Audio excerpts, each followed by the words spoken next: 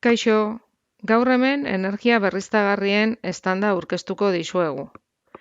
Aurten, zientzia astea aurrez aurre egitea ezinezkoa da, baina honela gure etxetik eta musukorik gabe egin dezakegu. Elkarren arteko kontaktua galtzen da, baina aurten hau da egoera. Eguzkiaz hitz egingo dugu. Eguzkiak ekartzen du energia gure lurraldera.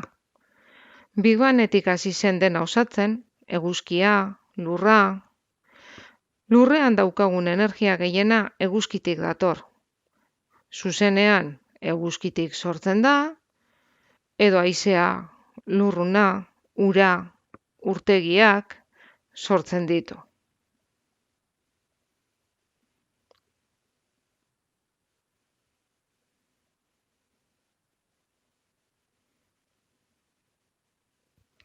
Hau da, guztia eguzkitik dator.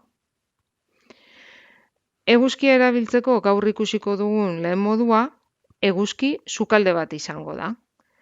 Eguzki sukaldeak eguzki izpiak parabola batean bilduko ditu, izpilutsu pila bat dira, eta beroa lapikoan kontzentratuko dute.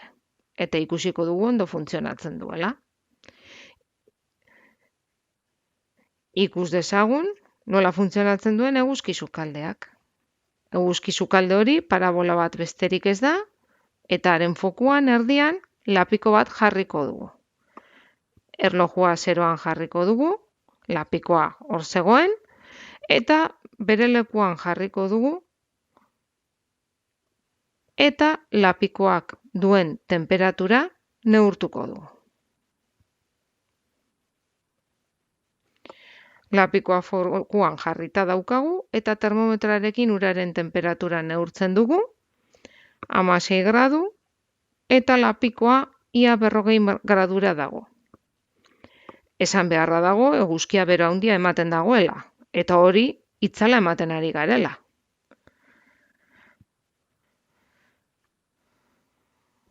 Lapikoa ipini, eta 10 minutu barru ikusiko dugu ura zer temperaturatan dagoen.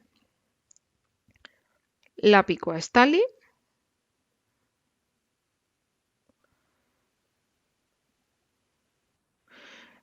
eta 10 minutu itxarongo ditugu.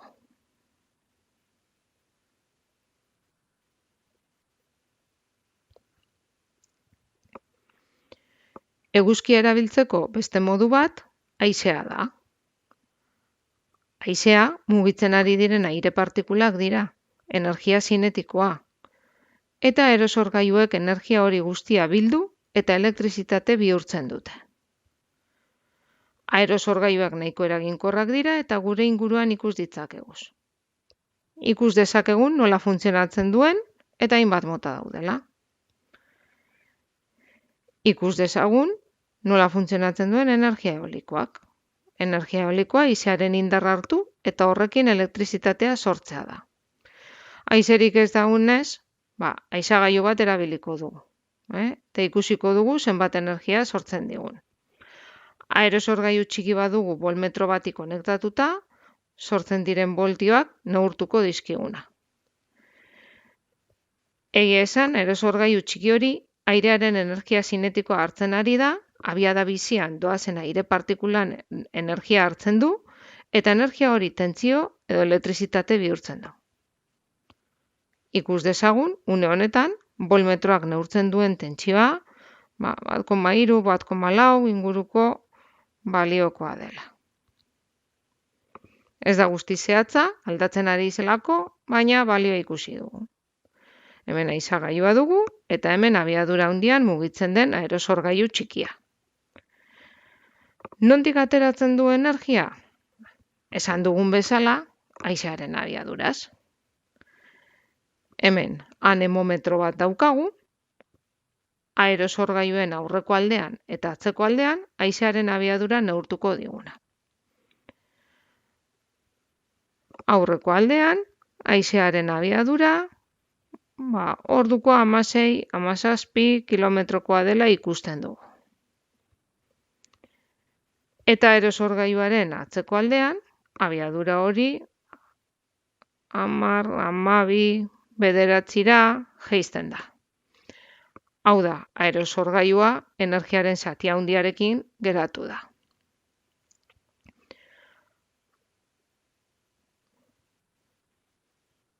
Aerosorgailuak sortuko duen tentsioa edo energia, aerosorgailuen palen araberakoa izango dela ikus dezakegu.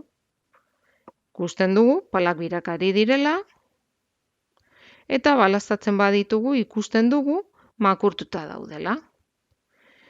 Pixka bat gehiago makurtzen ditugu, eta ikusiko dugu haizea hobeto aprobetxatzen dugun.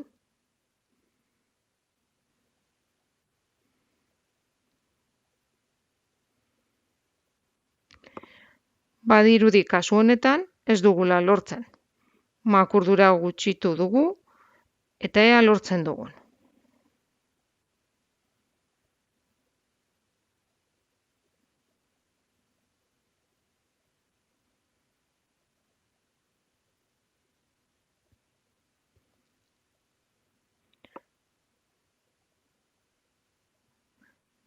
Badirudi zerbait hobetu dugula, badirudi palen posizio hau aurrekoa baino hobea dela,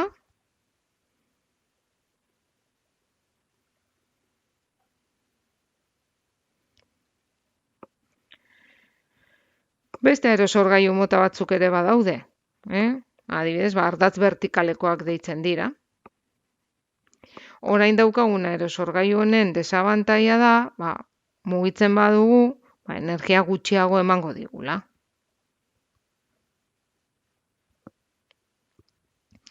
Energia maksimoa lortzeko, haizagailuaren aurrean egon behar du.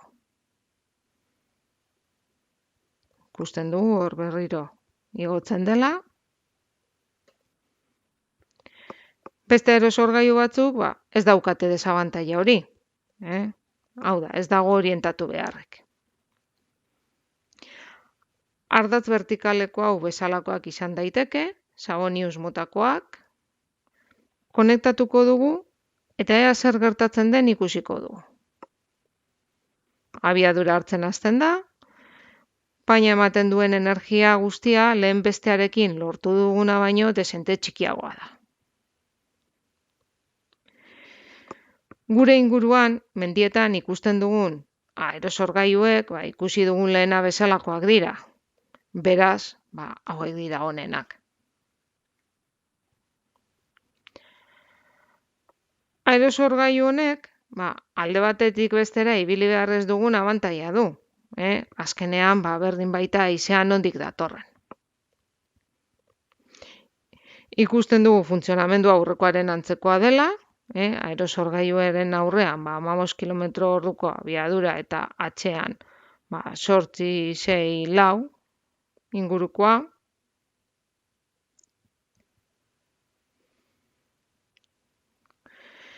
Eguzkiaren energia erabiltzeko beste modu bat, plaka fotovoltaikoak erabiltzea da. Eraikin askotan eguzkiari begira dauden plaka fotovoltaikoak ikusten ditugu eta horrekin elektrizitatea sortzen da. Baterietan gorde behar da edo zuzenean erabil daiteke, baina funtzean plakak zuzenean eguzkiari begira jartzen baditugu energia asko ematen digute. Hemen ikus dezakezue etxean dugun instalazio fotovoltaiko bat. Ez da nahikoa etxe osorako, baina nahikoa da etxeko argiztapenerako eta etxean ez gaudenean osgailuarentzako. Etxean ez gaudenean bateria pare bat ditugu, panelen bidez kargatzen direnak, eta osgailuak eta izozgailuak funtziona dezaten balio dutenak. Primeran dabil. Etxean ez gaudenean, sare elektrikorako konexioak kentzen dugu, eta horrela ez dugu ezer kontsumitzen, eguzki plaketatik lortzen dugu dena. Eguzkiaren energia ahalik eta gehien aprobetxatu ahal izateko, plakak eguzkirantza ahalik eta gehien bideratzen saiatu behar dugu. Gai honekin eguzki erradiazioa neur dezakegu. Sentsorea eguzkiari begira jarrita, ia 100 bat lor ditzakegu. Hau da, ia eguzkitik lor daitekeen gehiena. Horizontalki jartzen badugu, 5 ingurukoa lortuko dugu. Baina hemen egin dugun bezala, ispilu bat jartzeko trikimailua egin dezakegu, eta honela, 1230 bat lor ditzakegula ikusten dugu. Beraz, eguzkiari zuzenean begira egongo bagina baino askoz gehiago daukagu. Hau da, eguzki sukaldeak egiten duena. Ispilu pila bat dira, eguzkiaren argi guztia lapikorantz daramatenak, eta horrekin askoz potentzia handiagoa lortzen da. Hemen jarri dugu sentsorea parabolaren erdian eta ikusten dugu 3600 bat metro karratuko daudela. Eguzkitan zuzenean jartzen badugu lortzen duguna baino desente gehiago. Mugimenduak sortzeko eguzkia erabiltzeko beste modu bat, Stirling motorra erabiltzea da. Stirling motorra, airea berotzen denean aire volumena dilatatu egiten dela eta hozten denean uzkurtu egiten dela aprobetxatzen duen gailu bat da. Dilatazio mugimendu hori Stirling motor batean erabiliko dugu.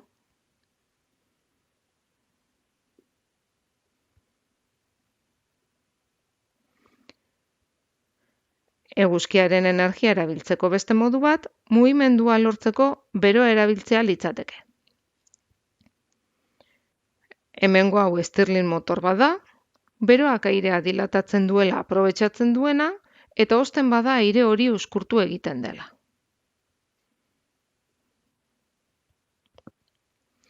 Egingo duena, dilatazio eta uzkurdura mugimendu bat hartzea izango da, eta mugimendu horrekin, hemen behan dugun enbolo hau mugitzea. Mugitzen hasi da, eguzkitan minutu pare bat darama, eta ikusten dugu berotu ahala badabilela.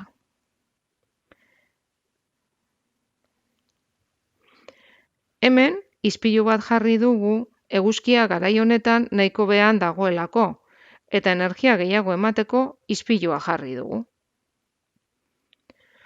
Nola joan daiteke azkarrago Stirling motorra?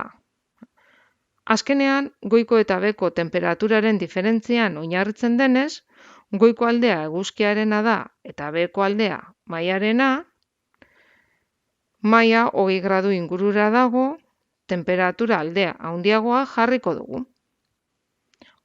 Horretarako, izozkailutik izoztutako taper bat hartu dugu, eta motorra taper gainean jarriko dugu.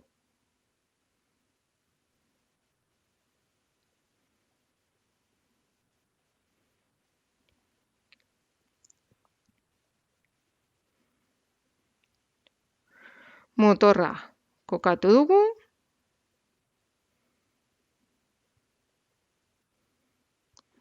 beheko hotzak motorraren goiko aldera igaro behar du, eta pixkanaka abiadura handiago hartzen ari da.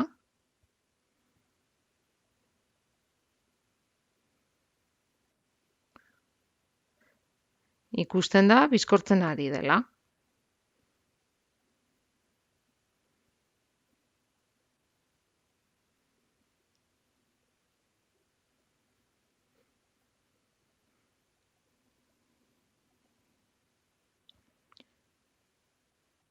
Motorrak zenbat eta temperatura alde handiagoa izan, goiko aldearen eta behekoaren artean, orduan eta azkarrago joango da. Motor honek ez du oso errendimendu ona, baina aplikazio batzuetan erabiltzen da. Hemen ikusten dugu, kafesne baso baten gainean ere, primeran funtzionatzen duela. Kasu honetan, beroa behekoa da, eta hotza goikoa.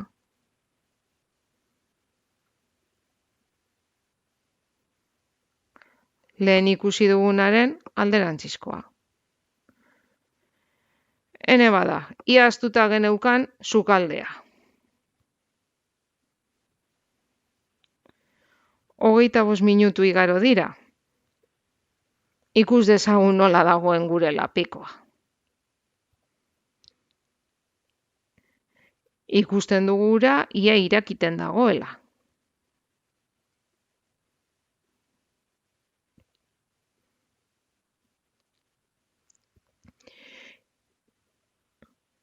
Lapikoa 115 gradutan dago,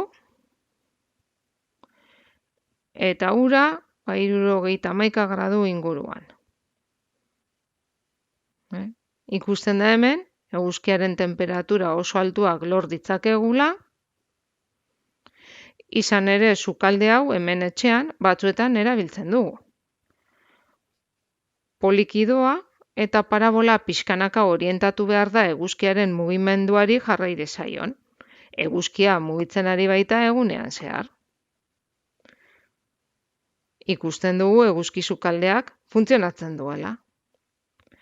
Askotan, jendea etortzen denean gure eskolara, txistorra prestatzen dugu sukalde horrekin, eta besterik gabe eguzkia aprobetxatzen dugu. Hau izan da dena, espero dugu gustukoa izana, eta galderarik baduzue edo zuen eskoletara joateko interesik baduzue, jakinarazi eta geratuko gara. Agur, ondo izan!